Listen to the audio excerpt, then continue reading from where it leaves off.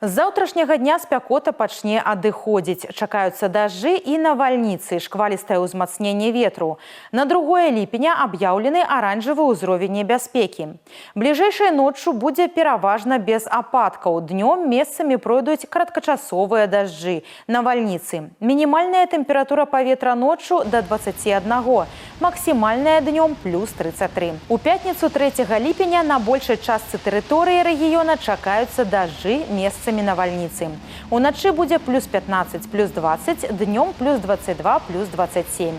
4 ліпеня дзённая тэмпература яшчэ крыху апусціцца да плюс 19, плюс 24.